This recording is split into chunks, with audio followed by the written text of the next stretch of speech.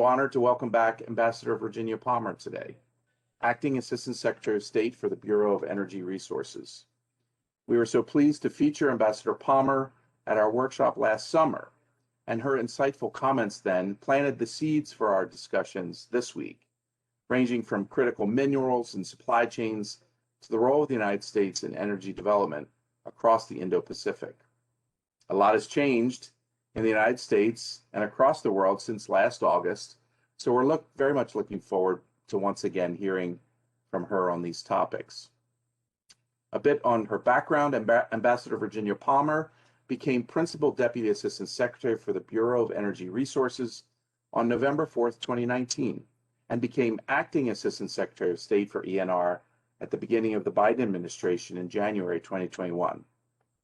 Her distinguished Foreign Service career has her at the rank of Minister Counselor. She's most recently served as the Deputy Commandant and International Affairs Advisor at the Dwight D. Eisenhower School for National Security and Resource Strategy. She's also served as the United States Ambassador to the Republic of Malawi from 2015 to 2019. Earlier, she was Deputy Chief of Mission and Chargé d'Affaires at the U.S. Embassy in South Africa from 2011 to 2014, and she had the same jobs, DCM and Chargé d'Affaires, at the U.S. Embassy in Vietnam from 2008 to 2011. As you can tell, it's been quite a distinguished career, and that's just the last decade of it. Ambassador Palmer is a graduate of Georgetown and the University of Virginia. She speaks Chinese and French. We're so delighted to have you back, Ambassador Palmer. Virginia, the floor is yours. Thank you very much, Roy. I'm glad to see you again and look forward to the day we can do it again in person. I'm also really delighted to be here to celebrate the year that the Asia Edge Fellows have had and to discuss these important issues. As you note, it's a very interesting time, I think, to be discussing the clean energy transition and energy sustainability and security, particularly in the Asia Pacific region. Also want to just thank you very sincerely for your partnership. We really value the research that NBR does, and these meetings are extremely valuable. And I know that the fellows are producing important work and will go back to their home countries and share insights that they've gleaned this year. I say go back. I also need to thank them for their flexibility in doing all of this virtually this year. But I think that the ties that we've built, even virtually, can be continued. We're in a period of unprecedented energy transformations, both in terms of energy supply and energy demand. And as this group well understands, the Indo-Pacific region is projected to represent 2/3 of global energy demand growth through 2040. This increased demand will support economic growth throughout the region and a vibrant young population that demands affordable, reliable, and increasingly demands clean energy. The region also consumes a majority of the world's coal power, however, so there's a contradiction inherent in all of this. Coal consumption in Southeast Asia has more than doubled in the last decade, and China alone produces half of the world's coal power annually. Without a forceful commitment to change, that trend is projected to continue. The IEA estimates that the Indo-Pacific needs more than $1 trillion in investments annually to meet this projected demand.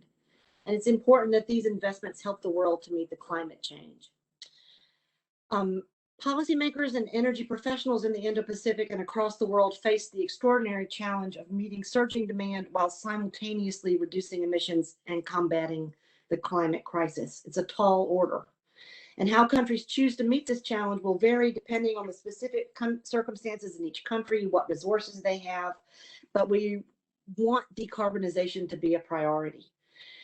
We stand ready to work with our allies and partners on a three-pillared approach.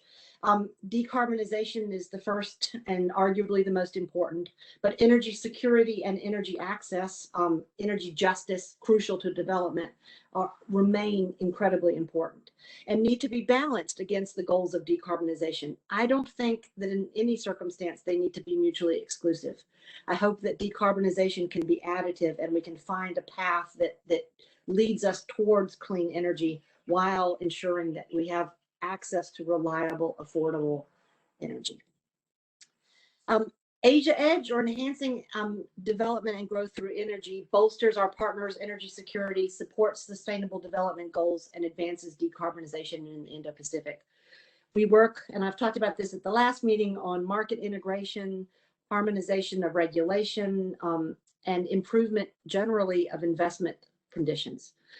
That's to create conditions so that the private sector will invest in the energy infrastructure that's required, because we can't meet that $1 trillion demand without the private sector. Governments alone can't do that. We also work on energy efficiency and renewable integration into power grids. Asia Edge has increased its focus on the clean energy transition and decarbonization in line with the United States' re-entry into the Paris Agreement and the White House's focus on tackling the climate crisis. I'd like to give just a few examples of how we're doing that. At the April 16th U.S.-Japan summit between President Biden and Prime Minister Suga, we launched the U.S.-Japan, or the Japan-U.S. Clean Energy Partnership. It was previously the Japan-U.S. Strategic Energy Partnership. Now it has a C, but it still is JUSIP, to support partners in the Indo-Pacific to accelerate their decarbonization while achieving energy security and sustainable growth by deploying clean, affordable, and secure energy technologies. In India, the Flexible Resources Initiative under the U.S. India Clean Energy Finance Task Force advances cost-effective strategies to enhance the flexibility of India's power system as renewables increasingly penetrate India's grid. FREE provides a least cost, operationally feasible investment pathway that achieved Prime Minister Modi's announced target of 450 gigawatts of installed renewable energy capacity by 2030. There's a lot of work with natural gas that's involved in that. And that's a challenge because we need to view gas as a transition fuel, but ensure that it doesn't result in stranded assets or over-reliance on hydrocarbons. In Vietnam, ENR is helping integrate more than 16 gigawatts of new solar generation onto the grid. In Thailand, we're supporting a new renewable energy forecasting center to help the electric utility prepare for increasing levels of variable renewable energy generation, as well as support peer-to-peer trading of small-scale renewable energy producers. They're meeting for the first time tonight. In South Asia, we support government efforts in Bangladesh, Nepal, and Sri Lanka to scale up renewable energy generation and to explore innovative financing options for renewables projects. We're also looking at cross-border power trade, which is going to be essential to having a systemic approach to these issues. All of this work, our diplomatic engagement, technical assistance, and private sector advocacy supports the broad goal of growing access to affordable, reliable, diverse, and clean energy in the region.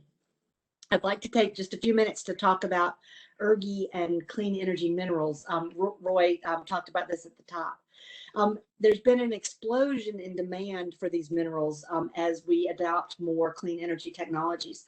And there's not much attention paid to the minerals required to produce them, and also the conditions under which those minerals are produced. China controls about 85% of that supply chain. And COVID, I think, made countries all over the world aware of vulnerabilities in supply chains when they're dominated by a single region. That dominance is partly the result of opacity in Chinese environmental laws and the fact that there's a lot of processing going on in China as a result. But it's also the result of growing Chinese investment in mining of these minerals throughout the world. The World Bank recently published an exceptional paper that describes raw materials demand for different renewable deployment scenarios. It concludes that the production of several clean energy related minerals would need to increase by more than 500% by 2050. And the IEA just released a new critical mineral report today. In fact, that is actually quite comprehensive and excellent. To ensure the security of energy mineral supply chains and the responsible sourcing of energy minerals with respect to environmental sustainability and human rights of the communities surrounding these mines, the United States, Botswana, Peru, Canada, and Australia founded the Energy Resources Governance Initiative. ERGI is designed to promote the sound mining sector governance and resilient energy mineral supply chains. And through this initiative, my office engages countries to advance governance principles, share best practices, and encourage a level playing field for energy mineral investment. There's an ERGI toolkit that's available to governments and frankly anybody who wants to have a look, that provides decision trees about the kinds of issues that need to be considered as you think about the issues on above ground governance of this sector. We're eager to partner with countries in the Indo-Pacific region under ERGI to share best practices and create a demand signal where electric vehicle and battery storage companies and consumers demand products that are made with responsibly sourced minerals that are essential for the world to face an existential threat of climate change and work together toward net zero emissions. So it's a kind of a two-part equation. We work on ERGI government to government to improve these governance regimes, and then work with the private sector to generate a demand signal from companies that they want minerals that are sustainably sourced and that there will be something in it for governments that do the right thing and improve the sustainability of their supply chains and their governance of the mining sector. I'm pleased that the United States has spent about $10.5 million on capacity building. We're just starting a new program in Indonesia with their nickel mining and governance of that sector. And the Australian government announced at the climate summit on Earth Day that they will put 775,000 US dollars or million Australian dollars toward ERGI, primarily to the ERGI Academy, which will bring people from this sector to Nevada to look at US and other international mining practices, tour some mines, and share best practices. So I think there are exciting things happening there and all across the region. So I am once again really delighted to be here, and thank you again for your partnership, Roy and friends at NBR, and I look forward to hearing some of your deliberations and hearing the conclusions of the workshop as you get into these issues. Thank you very much. Thanks so much, Ambassador Palmer, and it's always a treat to see you. As you say, it'll be a delight when we get to see each other and co-host a workshop together in person, hopefully soon.